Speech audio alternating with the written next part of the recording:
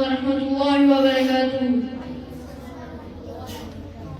الحمد لله رب العالمين، والصلاة والسلام على نبينا محمد وعلى آله وصحبه أجمعين. أما بعد، فقال الله تعالى: من يطع الرسول فقد أطاع الله. سورة العمران آیت نمبر 18. صدر انجمن اور محترم ساتھیوں، آج کی اس بزم سعید میں میرا موضوع خطابت ہے اطاعت رسول. میرے بھائیوں، دین اسلام میں رسول اللہ